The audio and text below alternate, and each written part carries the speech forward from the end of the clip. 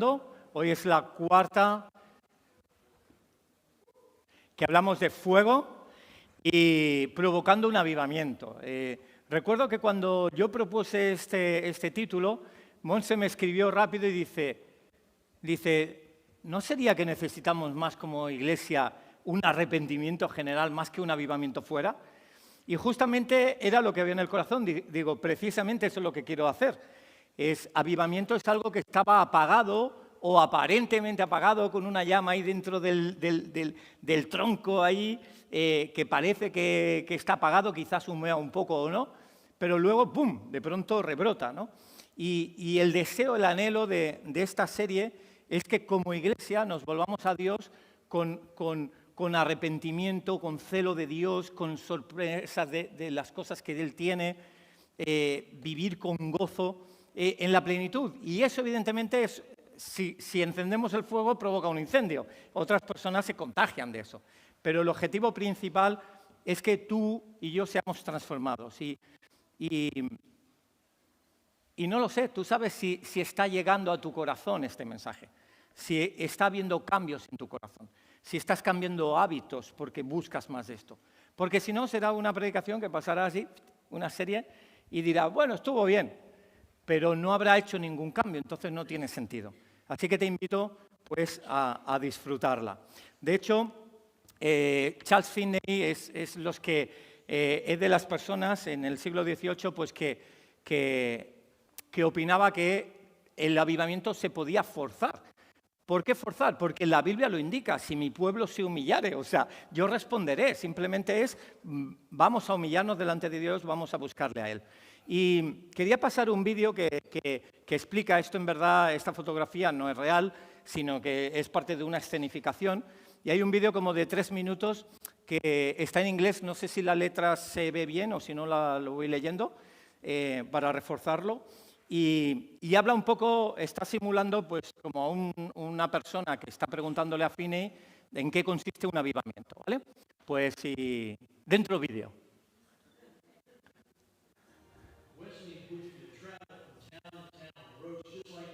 Bueno, ponlo más flojo si quieres que hable o no sé si se lee bien, ¿vale? O sea, recorría Wesley, más de 11.000 kilómetros hizo aproximadamente en 1830. Y hermano Finney, hola, buenos días, hola, ¿qué tal estás? ¿Y tú? Me gustaría acompañarte a donde estás yendo. Pues vamos, genial. ¿Sabes qué es un avivamiento? Sí, lo sé, tengo una pregunta. Acompáñame. ¿Cómo se provoca un avivamiento? El primer paso hacia el avivamiento es un arrepentimiento profundo. Es el quebrantamiento de tu corazón, de mi corazón delante de Dios. Con gran humildad y abandonando el pecado. Es ir al polvo con Él. Este es el primer paso para un avivamiento. Y después, bueno, déjame que te enseñe mi Biblia. He escrito las cosas que me pregunto a mí mismo. Necesitas examinarte a ti mismo. ¿Soy agradecido? ¿Tengo un corazón de gratitud o de ingratitud? ¿Estoy agradecido por este increíble caballo? Me lleva por todo el país, llevando el avivamiento a todo lugar, salvación a los perdidos. ¿Amo más a este caballo que lo que amo a Dios? Tienes que preguntarte eso. ¿Amo esa Biblia? ¿Invierto tiempo en esa Biblia? ¿La estudio? Porque si me privo de tiempo con la Biblia, me privo de la presencia de Dios. ¿Invierto tiempo orando?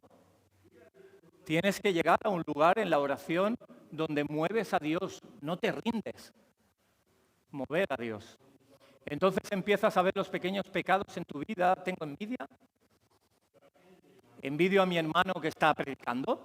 ¿A mi hermana que está orando? ¿Tengo envidia de otros? No puedes ignorar, tener cuidado de las otras personas, los errores de otras personas. Tenemos un cáncer en esta tierra llamado esclavitud, donde un hombre esclaviza a otro. Me tiene que preocupar eso, me tienen que preocupar los perdidos. Eso es parte del espíritu de avivamiento. ¿Tengo algún pecado en mi vida? ¿Estas cosas de las que no me he ocupado? ¿Como un mal carácter o orgullo? privo a Dios de poder bendecir a otras personas porque yo no lo hago bien. Tengo una mente retorcida, tengo miedo, temo a la gente. Cuando critican el mover de Dios, eso es avivamiento. Estas son las cosas que lo traen y lo mantienen. Te diré más. El Señor amén y el Señor ojos abiertos en la congregación. Entonces, bueno, ¿a qué te refieres? En un culto de avivamiento, el Señor amén, el Señor ojos lagrimosos, si no existe, si no se ve en la iglesia, si no se ve eso, es que no hay un avivamiento. Empieza por ti. ¿Y qué es lo que hacemos? Vamos a ello, la tierra está lista, a eso me dirijo, a arar la tierra para la siembra. Y vale, ya podemos dejarlo aquí. Y fíjate que realmente los creyentes, los que conocemos de Dios, tenemos la responsabilidad de crecer en ello, de ir mucho más lejos, de ir mucho más profundo. Si no, pues serás un consumista de iglesia en un ambiente occidental, materialista, donde vas a elegir las cosas y vas a controlar tu vida, pero Dios no va a tener espacio ahí, no va a poder desarrollar. Y es maravilloso pues, ver cuando hay un quebrantamiento real de las personas, ya no porque ha pecado de algo grande, simplemente de las horas que llevamos despiertos, seguro que hemos pecado en muchas cosas, de sentirnos viles y alejados delante de Dios. Así que os invito a tomar decisiones, a provocar un avivamiento en tu propia vida. Y yo pensaba en Moisés y digo, Moisés envió a Josué a entrar a la tierra prometida, pero ¿sabes? A la tierra prometida solo entró Josué y Caleb. Y yo propongo una tierra prometida a la que yo voy a entrar seguro, ya te lo digo, yo voy a entrar seguro. Y si la generación de adultos no acompaña, vendrán los jóvenes y buscarán adoración y buscarán fuego de Dios. Y si los jóvenes no, vendrán los adolescentes, si no, vendrá una generación. Pero una generación que mueva a Dios, que impacte el corazón de Dios, que haya realmente una relación íntima con Él, un celo de Él, que no esté pensando en las marcas de ropa o tanto en ese partido de fútbol o tanto en esa pareja, sino que haya sobre todas las cosas un celo y un amor de Dios.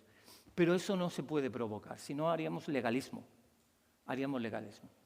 Simplemente sí que os quiero comentar que yo una noche en mis tiempos con Dios me dijo, fíjate en estas 12 personas. Y Dios me dio el nombre de 12 personas de esta iglesia, ¿vale?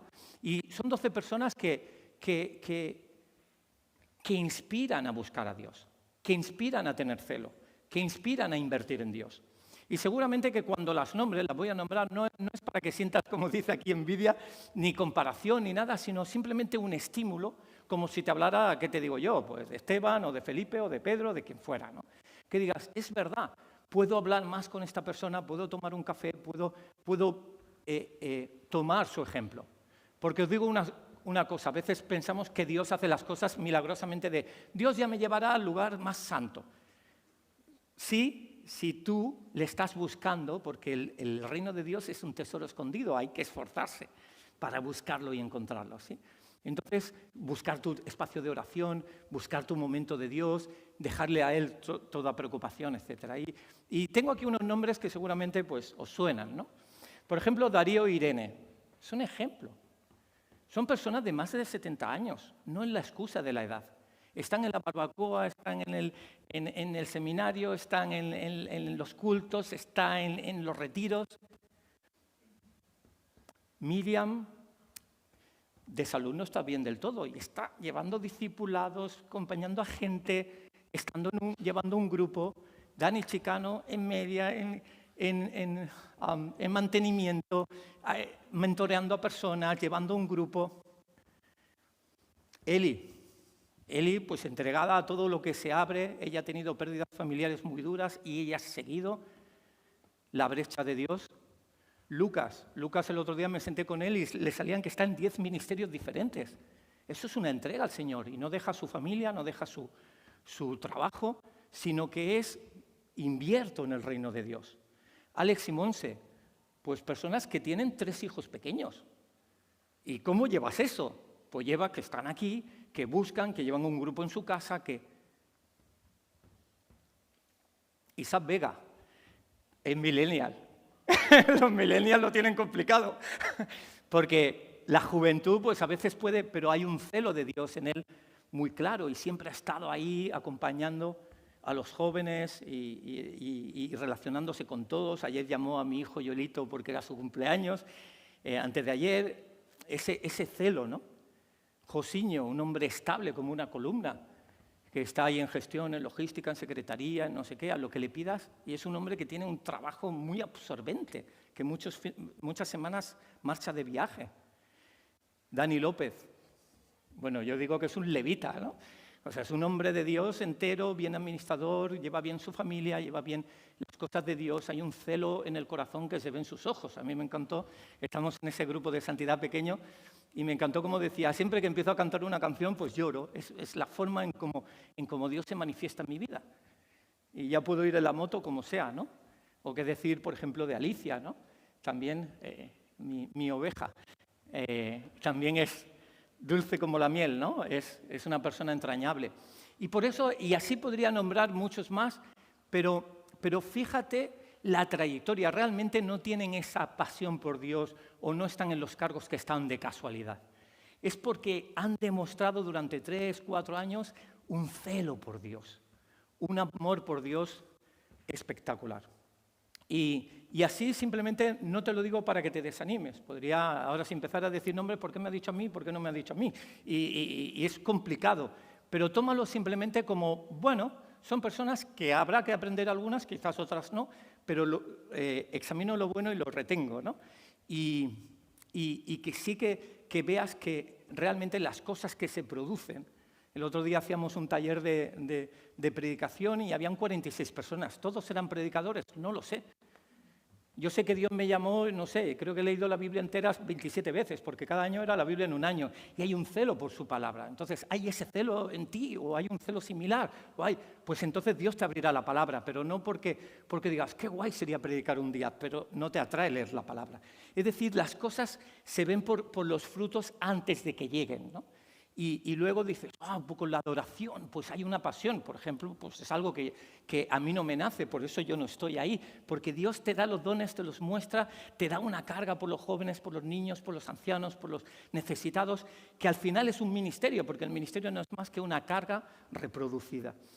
Y quería avanzar en nuestra predicación de hoy y realmente hemos tocado muchos temas. No sé si está saliendo algo aquí. Sí, es que aquí no sale. Está como desconfigurada. Entonces, hemos hablado de pureza y hemos dado pues, algunos elementos para aplicarlo. Hemos hablado de celo, de buscar ese fuego de Dios y como si fuera el tabernáculo, de irnos acercándonos a ese lugar santísimo, ¿no? Desde el lavacro que pides perdón, desde el altar de sacrificio que te sacrificas para entrar en una tienda que en principio no es muy atractiva, y de pronto entras y te gozas en cómo Dios es. Y hasta ahí estuvimos predicando el Dios del gozo. Y yo quería hablar hoy de este fuego sorprendente.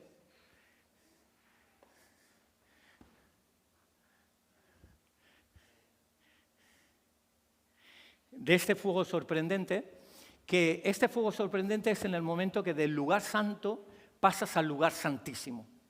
Es decir, no solo ya te has pedido perdón, que es algo que tenemos que hacer cada día, pedir perdón, arrepentirnos, saber quiénes somos delante de Dios, y que Él ha querido rebajarse a estar con nosotros y pasar una eternidad con nosotros. No solo es eso, sino que también hemos hecho el sacrificio de buscarle, de atenderle, de seguir la Biblia, de cuando una cosa pues, va a calle cortada, pues rectificar y buscar de Dios. Y luego se nos habla de ese lugar santo donde cuando entras dices, es que solo me puedo gozar. La luz del Señor, el conocimiento, las oraciones que llegan, esos panes de la proposición, ese incensario, esa lámpara, ese candelabro. Pero hubo un momento, en el momento que Jesucristo murió en la cruz, que el velo que separaba el lugar santo de la misma presencia de Dios se rasgó. Pero se rasgó no de abajo a arriba, no que los hombres lo forcemos, sino de arriba abajo. Dios mismo abrió una puerta. De hecho, Apocalipsis viene de revelación, y revelación es correr el velo. Se ha corrido un velo para que veamos y podamos entrar en la presencia de Dios. Y sobre la profundidad en la intimidad con Dios, yo quiero hoy hablar más del proceso para llegar ahí, y esa predicación de esa intimidad con Dios la tocaremos un poco hoy, pero también el día 20 de julio, porque tenemos otros predicadores en este mes. Pero ahí cerraremos la serie abundando en esa intimidad con Dios, ¿vale? Entonces, para ver el proceso para llegar a esa intimidad con Dios, quiero que me acompañes en un texto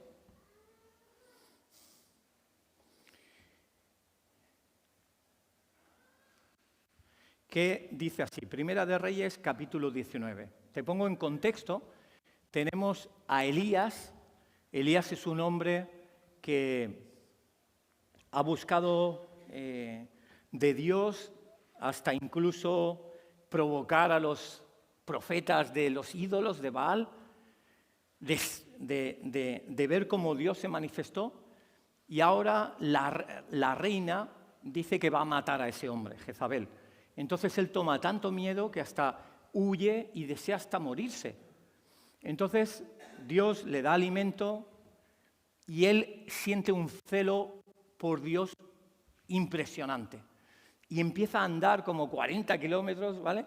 Empieza a andar muchísimo hasta buscar un lugar. ¿Sabes qué lugar buscó? Buscó el mismo lugar donde Moisés se encontró con la zarza. Buscó decir, ¿dónde iré? Pues voy a ir a ese sitio que yo sé que Dios habló a Moisés, yo quiero que me hable a mí. De hecho, Elías y Moisés luego van a salir en el monte de la transfiguración como dos personas que estaban con ese fuego de anhelo, de celo, que no le impidió de recorrer 40 kilómetros para llegar ahí.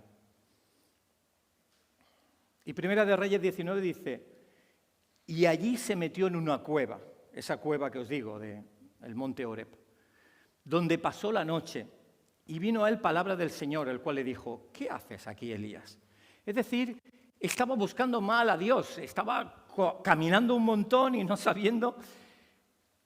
Y continúa y dice, él respondió, he sentido un vivo celo por el Señor de los ejércitos, porque los hijos de Israel han dejado tu pacto, han derribado tus altares y han matado a espada a tus profetas, y solo yo he quedado y me buscan para quitarme la vida. Es decir, está casi en depresión, está muy desanimado, ve que en todo Israel es el único profeta que hay y ahora me quieren matar. Y busco a Dios en los momentos de dificultad. Y continúa y dice, y Dios le dijo, sal fuera y ponte en el monte delante del Señor. Y aquí el Señor que pasaba y un grande y poderoso viento que rompía los montes y quebraba las peñas delante del Señor, pero el Señor no estaba en el viento. Y tras el viento un terremoto, pero el Señor no estaba en el terremoto. Y tras el terremoto un fuego, pero el Señor no estaba en el fuego. Y tras el fuego un silbo apacible y delicado. Y cuando lo oyó Elías, cubrió su rostro con su manto y salió y se puso a la puerta de la cueva. Es decir,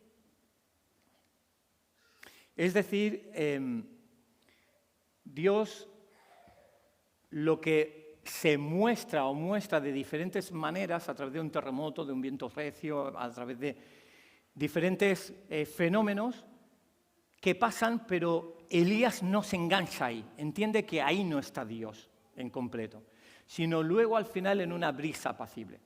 Y a mí Dios me hablaba en cuanto a las dificultades o las formas en cómo creemos encontrar a Dios o desarrollamos nuestra vida, que hace que no estemos con el Dios real, con el Dios total. Y en ese sentido, el primero de ellos es un viento recio.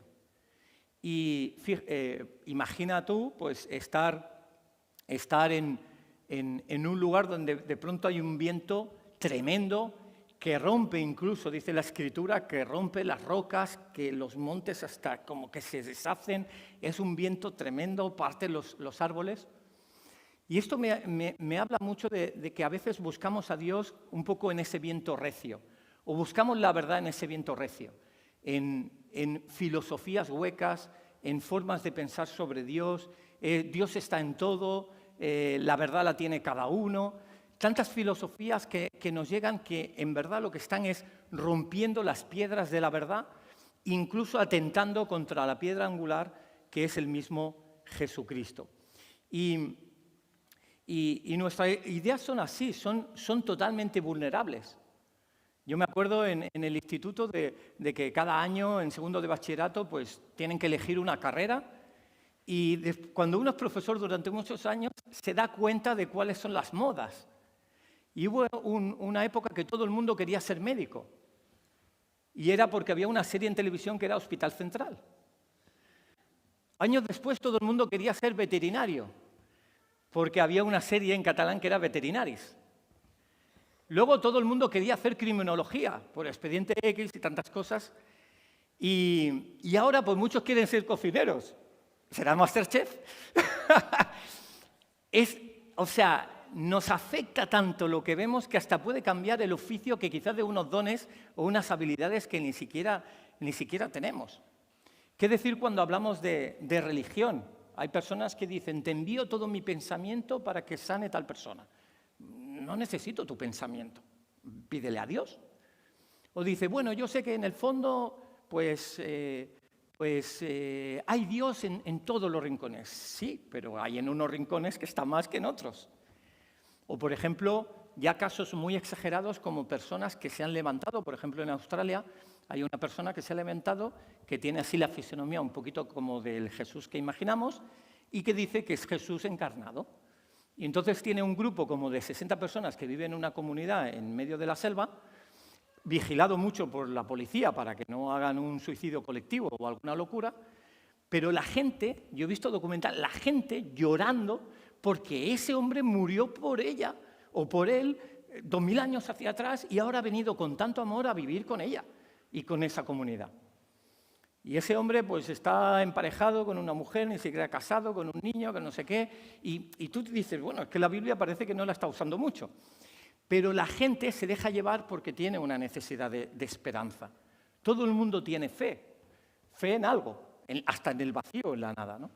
Y ese viento recio es el que nos dice la Escritura. Dice, para que ya no seamos niños fluctuantes, dice, en la iglesia hemos puesto personas que son columnas. Dice, para que no seamos niños fluctuantes, llevados por doquiera de todo viento de doctrina. La enseñanza te lleva de aquí para allá y al final no sabes en qué creer. Dice, por estratagema de hombres que para engañar emplean la astucia, la artimaña del error, sino que siguiendo la verdad en amor, crezcamos en todo en aquel que es la cabeza, esto es en Cristo. Es decir, no nos enfoquemos en esas cosas, enfoquémonos en Cristo. En Hebreos también va en esa línea, dice, no dejéis llevar por las doctrinas diversas extrañas, porque buena cosa es afirmar el corazón con la gracia, no con viandas que nunca aprovecharon. Hoy en día te sientas en una cafetería y escuchas la conversación de al lado y llega un momento que te aburre. ¿Qué has cocinado? ¿Cómo se cocina el pollo al pil-pil? ¿Cómo el gimnasio? Pues te estoy haciendo una nueva rutina. Estoy pensando hacer ahora un viaje que va de Bangladesh a la India. Y tú dices, vale, ¿y cuando vuelvas qué? O sea, cuando tengas 90 años, ¿qué? ¿Estás sembrando realmente para la eternidad y el reino de Dios? Y Dios nos habla de enfocarnos en Jesús porque es quien es la piedra angular y no todo viento de doctrina que intenta atentar contra la verdad. Hay un segundo fenómeno que es el terremoto. Y el terremoto, pues imagínate, todo tiembla, se abre la tierra, todo se conmueve y a mí me hablaba como cuando nosotros nos acercamos a Dios, incluso te pones delante de Dios y pueden estar en tu cabeza, es que Dios no me escucha, es que Dios... Y son mentiras, son esas falsas doctrinas, ¿no? Y conforme más te acercas a Dios, puede que venga un terremoto, que es que estemos llenos de unas pasiones y unas emociones que casi pueden con nosotros. El otro día una persona de la iglesia decía que iba en coche y parece que hubo un problema con el conductor de delante, que bajó el conductor con una pistola y los amenazó. Y tú dices, ¿dónde estamos? En Chicago, ¿esto qué es? De los años 30. ¿Qué es esto? Pero es simplemente esa persona de no poder soportar una posible injusticia que vería esa persona y que las emociones podían mucho más que esa persona.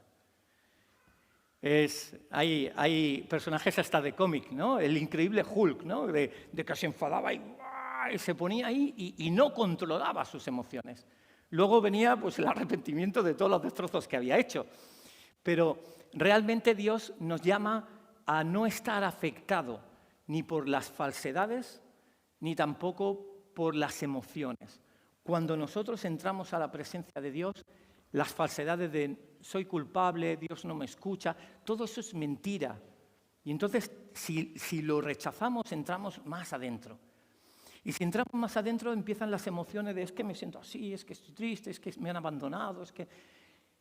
Pero eso es como una bola que le puedes entregar a Dios. Señor, te entrego mis emociones. Porque Dios es espíritu. Porque las emociones son pasajeras, suben y bajan. Porque te dura una semana, 2, de aquí a un año ni te acordarás de lo que estás sufriendo en muchos casos. Y realmente el acercamiento a Dios echa fuera también las emociones naturales. Hay personas que quizás, pues, y yo también durante mucho tiempo, pues orando a Dios, es que me siento así, es que en el cole esto, es que lo otro, y al final te das cuenta que estás hablando contigo mismo, que estás llevando al trono de Dios tus errores o tu inmundicia o tu contaminación, pero tú quieres profundizar más en Dios. Y el terremoto, pues hace de alguna manera esto. De hecho, fíjate lo que dice en Santiago capítulo 4. Dice, ¿de dónde vienen las guerras? Putin, Ucrania, en tantos países en África. ¿De dónde vienen las guerras y los pleitos entre vosotros? ¿De dónde vienen? De las pasiones. ¿Qué tendrá en su corazón? En su cabeza da igual, pero ¿qué tendrá Putin en su corazón? El deseo de ser más importante, el deseo de tener más territorio, no lo sé, Dios sabe. Pero en la misma pasión está haciendo que tome decisiones que son crueles para otras personas. Vienen de pasiones, y esto también en nosotros. ¿Cuántas veces puede haber hasta problemitas dentro de la iglesia, pero porque nacen de, es que no me saludó, es que no me ha tenido en cuenta, es que parece que va de este palo, entonces yo ya me retiro. Y realmente vienen de las guerras y los pleitos que provocan separación. Tú eso te das cuenta, si te vas creando separación con alguien, pues viene de unas pasiones que son incorrectas, dice, las cuales combaten en nuestros miembros. Y volviendo a nuestro tema de entrar en la presencia de Dios, cuando llegas a Dios, llega un momento, no sé, dile todo lo que sientes en 3 minutos, pero luego va a venir un nivel más superior y más cercano, y es ese fuego. Y si tenemos doctrinas falsas y sentimientos muy complicados, viene el fuego de la palabra, de que no paramos de hablar. A veces hay personas que se pueden tirar horas y horas orando por sus hijos, orando por la paz mundial, orando por un trabajo, y realmente Dios quizá no le ha llamado a eso. Pero dice la palabra de Dios, cuando tú te acerques a Dios, ves más para callar que para hablar. De hecho, en Santiago 3:6 dice que la lengua es como un fuego. Dice, es un fuego, un mundo de maldad. La lengua está puesta en nuestros miembros y contamina todo el cuerpo. Inflama hasta la rueda de la vida y ella misma es inflamada por el infierno. Es decir, lo que nosotros decimos, y si te das cuenta, vas a una cafetería, vas donde sea, estás en casa solo, igual te da por llamar a alguien, o estás con el WhatsApp o mirando TikTok o lo que sea, continuamente hay una comunicación. Hay como, no puedo dejar de estar en comunicación, que hablar y que me hablen, hablar y que me hablen. Pero eso es un tercer filtro que hay que superar, porque Dios no se mueve en el movimiento de las palabras. Recuerdo una vez que leí una anécdota de un escritor que quedó con una mujer pues para cenar. No sé si era una periodista, no era una periodista, era así como amigos y tal, pero estaban hablando y el escritor era un hombre ya posicionado. Y entonces pues habló de sus libros, habló de su carrera, habló ahí en la cena. Y llegó un momento ya cuando la cena se estaba acabando que dice, discúlpeme, he hablado demasiado de mí. Ahora usted puede hablar de mí todo lo que quiera. ¿Sabes? O sea, el orgullo que busca palabras y palabras y afirmación y consuelo y tantas cosas, pero Dios no está ahí. A veces es mejor callar. Os voy a dar otro ejemplo que me vino a memoria. Yo hace muchos años trabajaba en Calella, en un colegio, y tenía un grupo de primero de la ESO. Era el primer día de clase. Y los de primero de ESO, bueno, son así como muy pequeñitos, se va cada uno, les digo que cada uno coja un ordenador y que haga como un PowerPoint así, algo sencillito para ver yo el nivel. Entonces los nenes pues empiezan ahí a hacer su PowerPoint del tema que quisieran, pues uno de coches, el otro, bueno, siempre son los temas básicos de moda, de Barbies y de cosas, ¿no? Pum, pum, pum, van haciendo, pero había un niño que ponía la letra, la hacía grande, la borraba. Ponía la letra, la hacía grande, borraba, no hacía nada. De pronto escribía algo, lo borraba.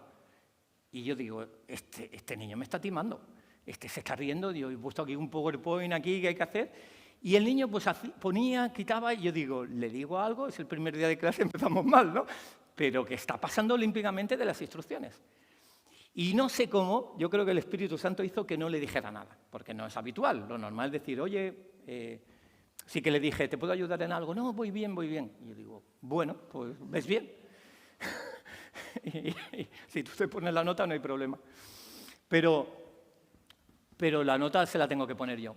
Y luego, cuando acabó la clase, fui a la tutora y le dije, oye, hay un chico que ¿sabes qué ha pasado? Que escribía la letra, la quitaba, la no sé qué, y dice, ay, perdona que no te avisé. Y digo, hola. Y dice, es un chico que tiene problemas de orientación, de tal manera que no entiende lo que está arriba y lo que está abajo, derecha o izquierda. Cuando llega al centro, se le ha hecho un mapa para que pueda, por ejemplo, encontrar el lavabo a través de símbolos, ¿no? Pues el símbolo de emergencia, y entonces va siguiendo porque él no sabe dónde está derecha e izquierda, ¿no? Entonces yo digo, qué bendito fue el que en ese momento yo no hablara, porque si hubiera hablado hubiera estropeado lo que Dios estaba haciendo en esa persona, o un niño vulnerable encima con una patología de ese calibre, ¿verdad? Y a veces Dios nos llama a detener nuestras palabras. Y tú fíjate, ¿cuánto hablamos durante el día? ¿O cuánto escuchamos? Fíjate que esta sociedad ha buscado todo lo posible para que te alejes de Dios todo lo posible. Cuando te ponen en Netflix que enlaces los diferentes episodios para comerte una temporada en 2 días seguidos sin parar, eso no es de Dios, eso es del enemigo, porque te está quitando tu tiempo con Él, tu tiempo de intimidad, tu tiempo de silencio. Es simplemente, y además evidentemente, la televisión es la que te muestra cómo es el mundo y cómo piensa el mundo. Yo cuando veía las noticias, porque me lo quité hace tiempo, me daba cuenta que después de 40 minutos digo, acabas triste y acabas casi medio enfadado. El político este contra aquel, el otro con no sé qué. Y te transmite una tristeza y una desesperanza que está programada para que uno esté enganchado a esas noticias. Y cuando te quitas de todo eso, te liberas y dices, ahora dirijo yo mi propia vida. Soy el protagonista de mis series. Y fíjate, vuelvo a la pregunta, ¿cuánto tiempo estamos escuchando o hablando? Y voy al último punto, que es cuando llega ese silbo apacible y delicado. Hay versiones que hablan de una brisa suave. Has dejado atrás pensamientos de yo me siento culpable, yo no sirvo para nada, Dios no me quiere escuchar, hay esta doctrina de que dioses pueden ser otros, lo que sea. Tú sigues entrando y tus emociones que están a flor de piel, Señor, me siento así, te lo entrego, estoy triste, estoy enfadado, estoy airado, estoy rabioso. Mira los salmos, ¿no? Como David hablaba, por ejemplo. Tú lo entregas y entras a un paso más cercano, que es ya no son los sentimientos, sino lo que estás hablando, hasta quizás cosas santas. Estás orando por la iglesia 4 horas seguidas. Bueno, sí, está bien, pero igual con una oración poderosa era suficiente, no lo sé. Pero a veces pasa cuando oramos por sanidad. Oh, Señor, bendícelo, tú conoces a tu hijo, tú sabes los médicos, tú sabes la enfermedad, yo no conozco, pero parece que esa tensión en el lado derecho de su rodilla que toca los tendones. A ver, no falta que le expliquemos medicina al Señor. Di en el nombre de Jesús, sé sano y ya.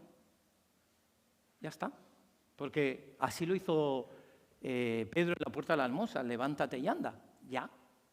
El Señor ya sabe de medicina y sabe lo que hará.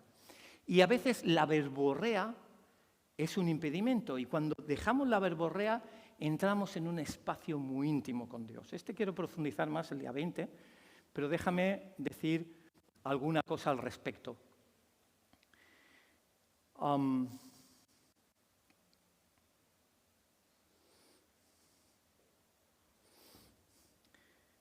La palabra nos invita a contemplación. Dice Salmo 37:7, guarda silencio ante Yahvé, ante el Señor. Este nombre de Yahvé no era pronunciado por los judíos. Nosotros casi ni nos atrevemos.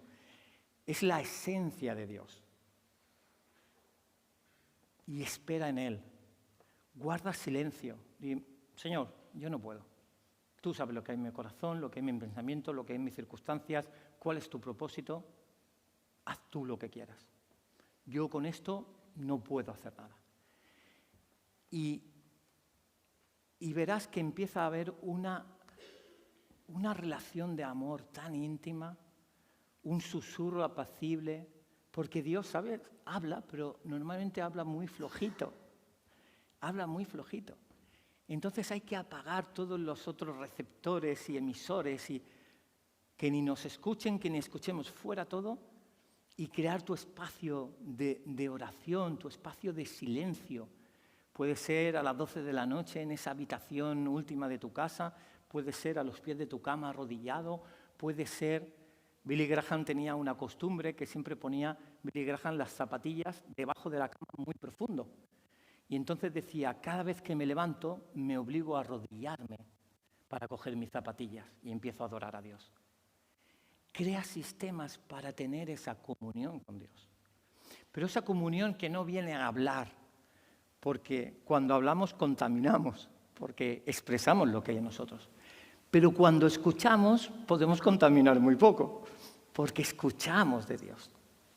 Y Dios crea espacios nuevos. Ponían el título sorprendente, espacios que te van a sorprender.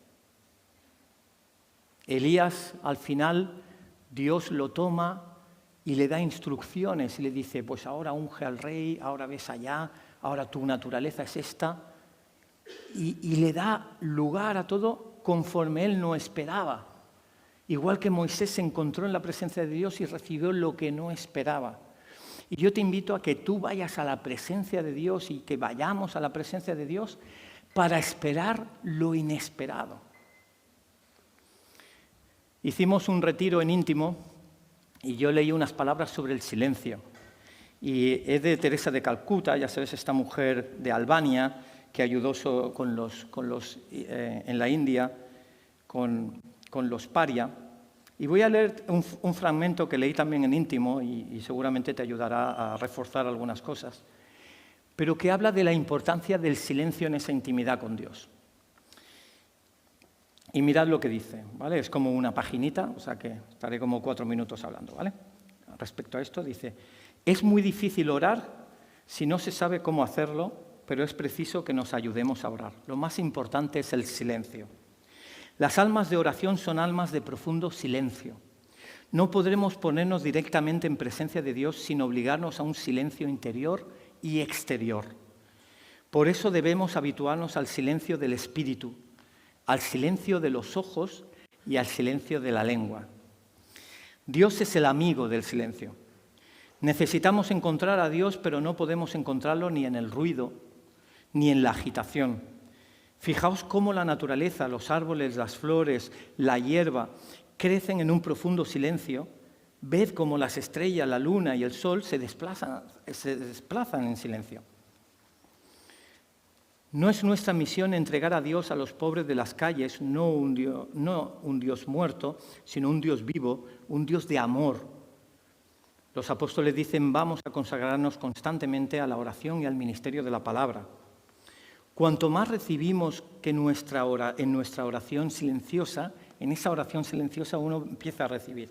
Dice, cuanto más recibe, más podemos dar en nuestra vida activa, más puedes dar a los demás. El silencio nos da una mirada nueva sobre todas las cosas.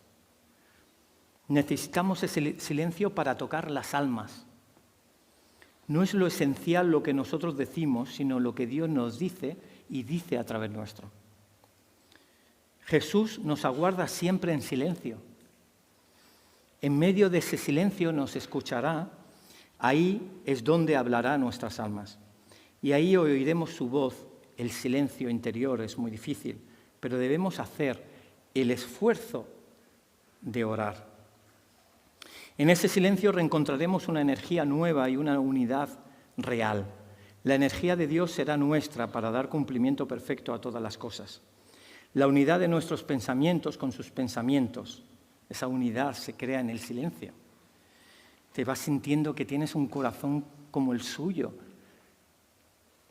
Dice, repito, la unidad de nuestros pensamientos con sus pensamientos, la unidad de nuestras oraciones con sus oraciones, la unidad de nuestras acciones con sus acciones, de nuestra vida con su vida. Todas nuestras palabras serán inútiles si no brotan del fondo del corazón. Las palabras que no dan la luz de Cristo aumentan la oscuridad. Y ya acaba el último párrafo, dice, esforzaos por caminar en presencia de Dios, por ver a Dios en todos aquellos a quienes encontráis, por vivir durante toda la jornada vuestra meditación de la mañana, en las calles, sobre todo, irradiad la alegría de pertenecer a Dios, de vivir con Dios, de ser para Él. Por eso en las calles, en las barracas y en vuestro trabajo, orad siempre con todo vuestro corazón y con vuestra alma. Y acaba diciendo esto, guardad el silencio que Jesús guardó durante 30 años en Nazaret. Y te estoy invitando a algo que es posible que no hayas experimentado o es posible que hayas experimentado. Pero quizás fue hace tiempo o quizás es algo reciente y lo estás viviendo. Pero si lo estás viviendo, sabes perfectamente a qué me refiero. Cuando te pones delante de Dios y dejas atrás pensamientos que no están basados en la Biblia. Me siento culpable, no me vas a querer, no me vas a escuchar, voy a ponerme aquí y no voy a sentir nada. Realmente tampoco es cuestión de sentir, porque es espíritu con espíritu, ni siquiera queremos el alma. Sentir que nos toca es maravilloso, pero si no lo sentimos, Dios está igual. Es espíritu con espíritu. Y dejas eso atrás y luego dices, es que tengo las emociones súper revueltas, las entregas a Dios y dices, es que te quiero explicar hasta orar por la iglesia y tal. Y está bien, ora 15 minutos, el tiempo que quieras, pero luego entra en el silencio de Dios. Quédate ahí, contémplale. En la contemplación no hay manipulación, en la contemplación no hay contaminación, en la contemplación no estás tú, está Él. Y entonces Él empieza a llenar la cámara y de pronto te das cuenta que te ha envuelto y te ha metido en ese aroma. Y de pronto todo baja, las emociones, los pensamientos, los errores. Quizás hay silencio hasta en tu mente y ni siquiera piensas, pero te vas haciendo uno con Él. Y ese es el lugar santísimo. Ese es el lugar donde Moisés pudo entrar. Ese es el lugar donde Elías vio ese silbo apacible. Ese es el lugar donde Dios te espera en silencio para que tengas un encuentro espiritual con Él. Y dejemos de vivir una vida material que habla de la carne, hay una vida emocional que habla de nuestras pasiones, deseos, comprarme esto, ir allí, y pasar a una vida espiritual. Porque ese es tu llamado y un día estaremos delante de la presencia de Dios y veremos qué hemos hecho con nuestra vida. Pero qué bueno si puedes invertir tiempo de silencio delante de Dios y luego Dios te empieza a hablar y hablar. Yo tengo ahí un montón de diarios escritos de lo que Dios te va diciendo o de lo que has sentido o de lo que no has sentido. Hay veces que me estoy horas ahí y no siento nada, pero sabes que ha habido una comunión con Él que yo me entregué, que nos hemos entregado y luego al día siguiente tienes un gozo que no sabes de dónde viene, pero sabes de dónde viene. Porque quédate con esta frase, el secreto está en lo secreto. El secreto está en lo secreto. Y John Wimber decía, no juguemos a las iglesitas, a venir aquí, a hacer, ya estoy ya. El secreto está en lo secreto. Y cristiano es un nombre que ostenta una gran responsabilidad. Significa somos como Cristo. Entonces buscar, igual que Jesús buscaba al Padre, en silencio. Y en esa mañana silenciosa de madrugada, a estar en comunión. ¿Te puedes poner de pie? Te invito a ponerte de pie. No vas a hacer nada que no quieras hacer. No te preocupes. Pero me gustaría darte un espacio de silencio, ¿sí? En ese silencio Jesús también dijo en Getsemaní, sea tu voluntad y no la mía, y cayó. Y la voluntad es que muriera en la cruz por nosotros. Gracias a que Jesús cayó y aceptó la voluntad del Padre, ahora tú y yo podemos ser salvos. Y en el momento que uno reconoce a Jesucristo como su Salvador, ese velo personal baja y hay una comunión, una relación personal con Él. Porque ahora el pecado ya no nos ata, ni la culpabilidad, ni las emociones, ni tampoco las palabras. No sé si aquí, en esta mañana, alguien quiere conocer a Jesús personalmente.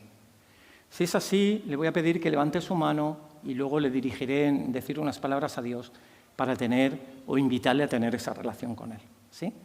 Entonces, ¿alguien quiere conocer a Jesús personalmente y tener esa relación con Él de hijo y padre, ¿sí? O hija y padre? ¿Puedes levantar tu mano? ¿Sí?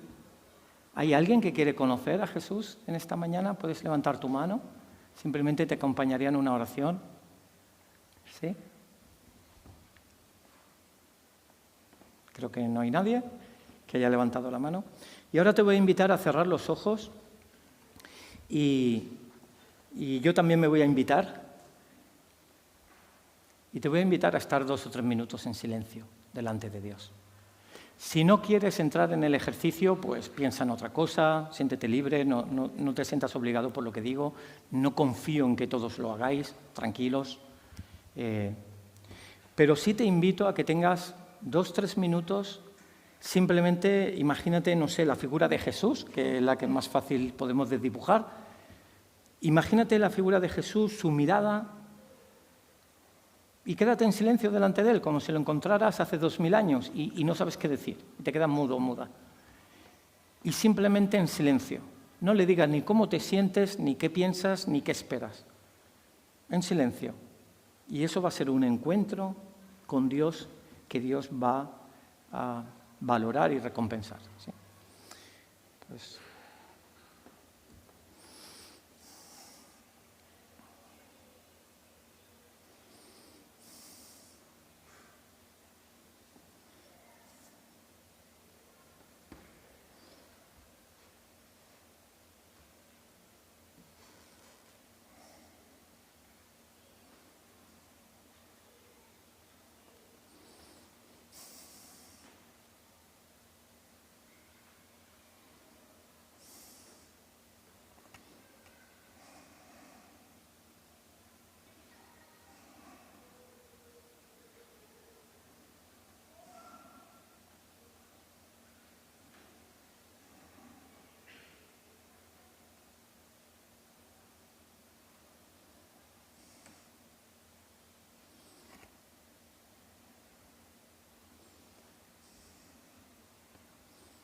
si se va el pensamiento por otro lado, no te preocupes, di Jesús y te enfocas en Él y sigues adelante, no te culpabilices, es normal.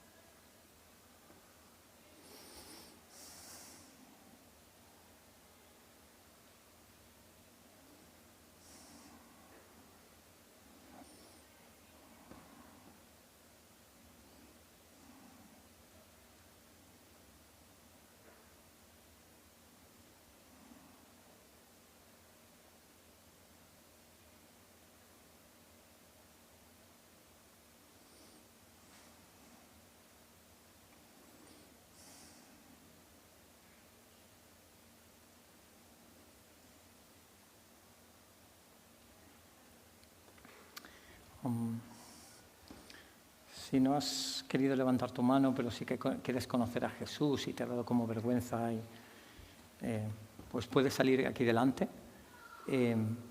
También si hay un problema de salud, yo oraba por el día de hoy y sentía que iban a haber sanidades, entonces cualquier persona que tenga algún problema de salud también. Y también si con Dios sientes que hay un bloqueo, te has distanciado mucho, o hay un sentimiento de culpabilidad muy fuerte, o no sé, algo que te gustaría que oráramos para que Dios hiciera algo nuevo, ahí, porque hay un bloqueo y quizá ya estás haciendo estas cosas y no fluyen, lo que fuera, pues siéntete también libre para salir aquí delante y nos gustaría orar por ti, ¿de acuerdo?